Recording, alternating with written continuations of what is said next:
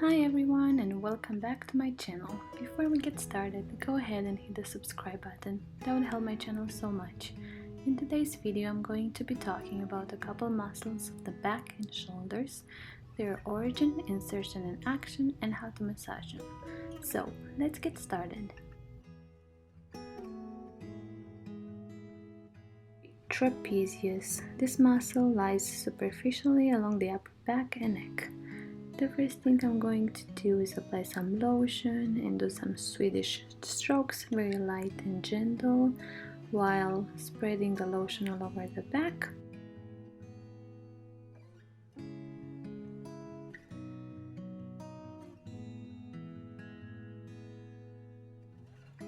Now I'm applying a little bit more pressure. Make sure you don't extend your wrists or your elbows. Always lean with your body. A little bit more Swedish strokes on the shoulders and neck to make sure every attachment is ready for the deeper strokes. Here I used my thumb a little bit. Be very careful when you use your thumbs. That's the major injury spot for a therapist. So be very careful. Try to not use it very much and use a different tool if you can. After a couple of Swedish strokes, I'm going to be using my knuckles to apply more pressure and affect the deeper layers of the muscle. It's very important to go slow and communicate with your client the whole time. Here I'm working through the middle fibers and lower fibers to make sure the whole muscle tissue is warmed up and ready for the deeper strokes. Make sure you take your time with every stroke. Alright, the next step into working the trapezius is working the attachments. The first attachment that I'm working on is the origin, which is on the occiput. Sorry if I'm not pronouncing this right. You know, Latin, it's not that easy. Apply firm pressure and take your time whenever you go deeper. For the purpose of this video, I moved a little bit faster so we can cover everything, but make sure you take your time. Now I'm doing some Trapezius strokes in a circular motion. Make sure the muscle is ready and melted nicely under my hands.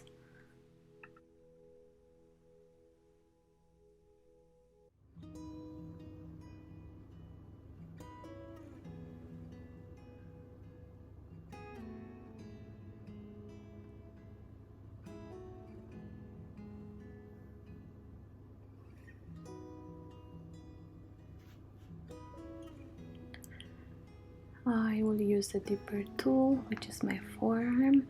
Now you can already tell I'm going way slower and including some light Swedish strokes between the deeper strokes to make the client feel comfortable. Now watch my fingers. I'm adding a little bit of vibration, which is great for breaking up the tissue. You can see a little bit here how I bend down from my knees. Don't bend over from your back. That could cause a lot of pain and injuries, and we really want to avoid that so we can have a long massage career. Alright, moving along to working the traps in the sideline. This is an amazing way to open up all that tissue and to have access to the deeper fibers of the traps, and at this point you're reaching the supraspinatus, which is one of the rotator cuff muscles. I'm going to be talking more about the rotator cuff muscles in a different video, but since we warmed up the traps so well, now it's so easy to reach the supraspinatus and work a little bit that muscle as well.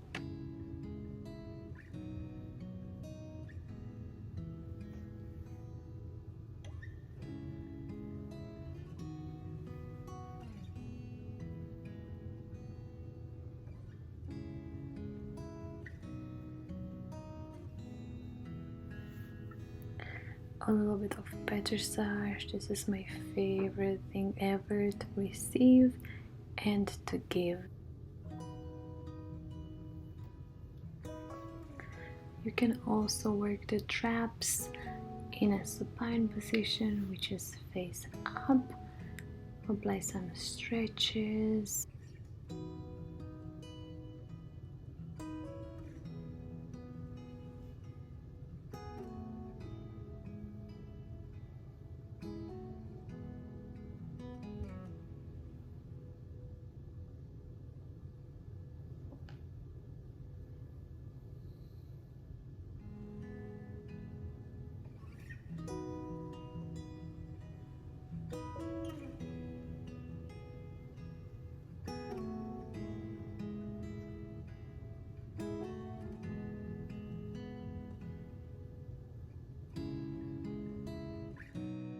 Moving on to the rhomboids, they're just under the trapezius. In order to reach them, you'll have to warm up the trapezius very well, which we already did. So I'm gonna go ahead and use my knuckles and go along the fibers. They attach right by the scapula in a deeper tissue. Take your time, go slow and deep.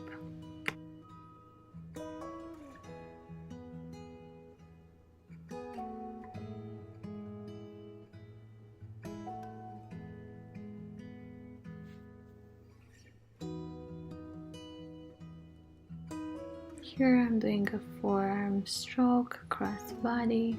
This feels amazing. You can also add some vibration by moving your fingers.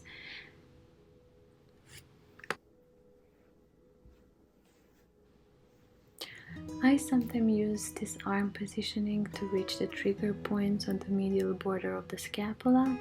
However, your client has to have a healthy shoulder. If your client has suffered any shoulder dislocations or any surgeries, do not use this position. It would cause more harm.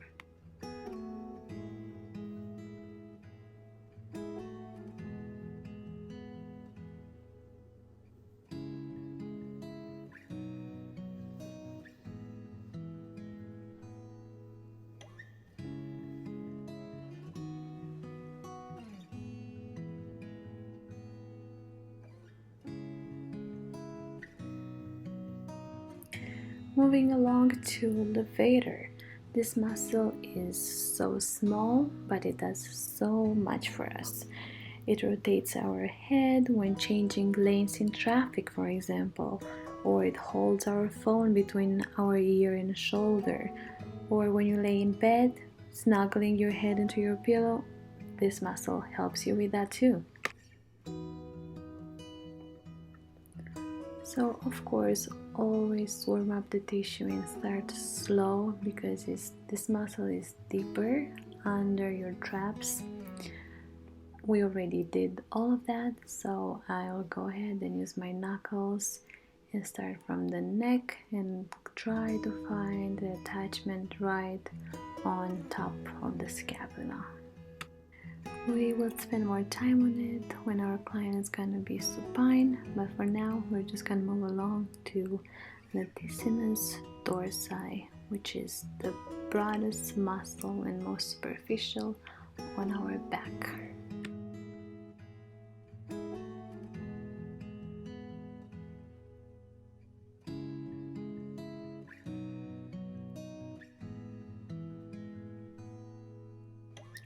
This muscle is so easy to grab and pinch and do some petrissage strokes.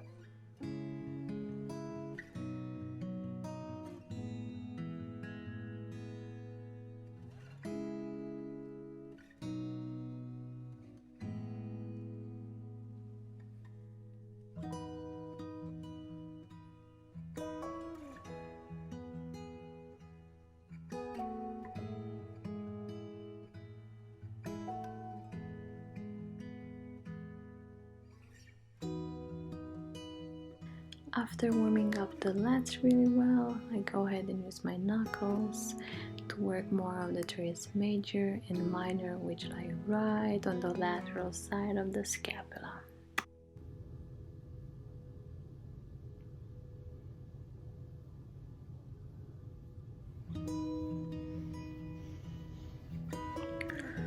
I'm using a deeper tool, my elbow with vibration, which you've seen me using before.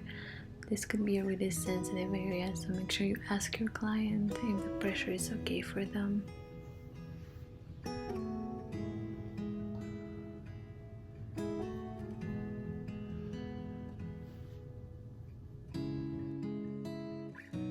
You can also work the lats from the sideline position. Of course, you can access the teres minor, major, serratus anterior, which we don't really talk about in this video, but there is more muscles involved than just the lats right there. I always do broad strokes all the way down to the iliac crest for a more flowy and relaxing massage. Here I'm doing some circular petrissage, trying to reach those attachments while including some Swedish strokes.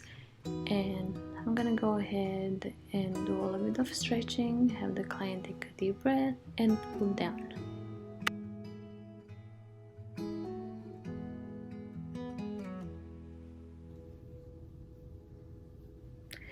Fun fact about teres major, it's also called the lat's little helper because it's a complete synergist with the lats. It is superficial and located along the scapula's lateral border, which we're working right now. And fun fact, although they share names, teres major and teres minor, they rotate the arm in the opposite direction, the major medially and the minor laterally.